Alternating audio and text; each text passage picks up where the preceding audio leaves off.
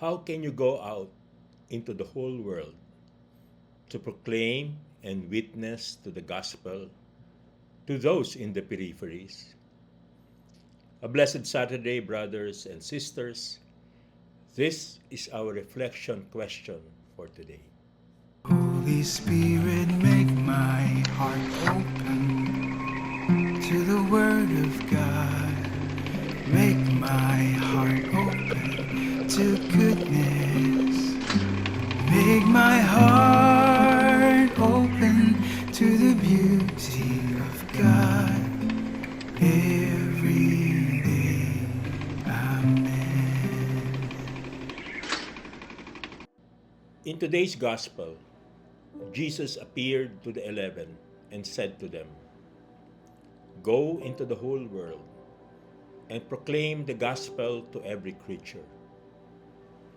Whoever believes and is baptized will be saved. Whoever does not believe will be condemned. These signs will accompany those who believe. In my name, they will drive out demons. They will speak new languages. They will pick up serpents with their hands. And if they drink any deadly thing, it will not harm them. They will lay hands on the sick, and they will recover." Then the Lord Jesus, after he spoke to them, was taken up into heaven and took his seat at the right hand of God. But they went forth and preached everywhere, while the Lord worked with them and confirmed the word through accompanying signs. Today we celebrate the feast of Saint Mark the Evangelist and the 21st anniversary of the permanent recognition of Couples for Christ as a private international association of the faithful of pontifical right issued by the Pontifical Council for the Laity on April 25, 2005. For Cardinal Luis Antonio Tagle, the Great Commission in Mark 16, 15 to 20 is a command for every believer to go out and live as other Christ, bringing the gospel into the world through daily life. Cardinal Tagle often emphasizes that this mission isn't just for ordained ministers, but for all of us Catholics. Cardinal Tagle highlights that the call to go into the whole world means taking Jesus into our homes, workplaces, schools, and communities. Cardinal Tagle emphasizes that the risen Lord continues to work through us, his followers, transforming daily life into a venue for the gospel to be experienced, just as in Mark 16, verse 20.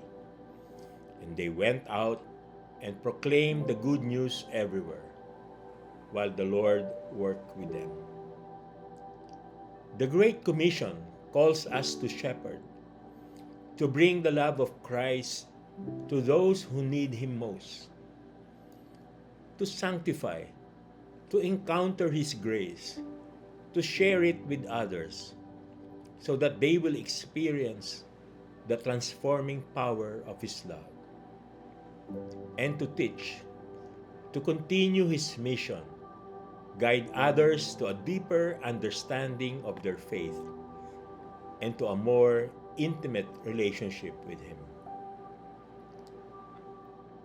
The permanent and definitive recognition which the Pontifical Council for the Laity conferred on Couples for Christ as a private international association of the lay faithful of pontifical right affirms the community as a gift of God to the Church and the world, and validates our unique charism, giftedness, and mission for evangelization and family life renewal. It's indeed providential that CFC's permanent recognition was granted on the feast of Saint Mark the Evangelist. We thank our Lord for the grace to celebrate the 20th anniversary of our Vatican recognition with a global conference, May 16 to 18 and 23 to 25, 2025, highlighted by the participation of our CFC delegates during the first general audience of Pope Leo XIV on May 21, 2025. The Pope specifically greeted and acknowledged the presence of English-speaking pilgrims from the Philippines and Couples for Christ. The 2025 CFC Global Conference and our audience with the Holy Father was an affirmation of the Great Commission which the Lord has entrusted to our community, even drawing inspiration from Pope Leo XIV's motto, In Ilio Uno Unum, in the one Christ, we are one, for our 2026 theme. We have confidence in Jesus' promise to be with His church and our community always, to the close of the age, transforming the Great Commission from a burden of stewardship into our solidarity and partnership with the whole Catholic Church. Let us pray. In the name of the Father, and of the Son, and of the Holy Spirit. Amen.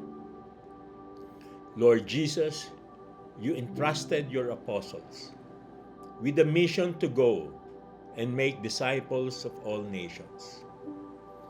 We thank you for the grace of our baptism, which calls us into the same mission.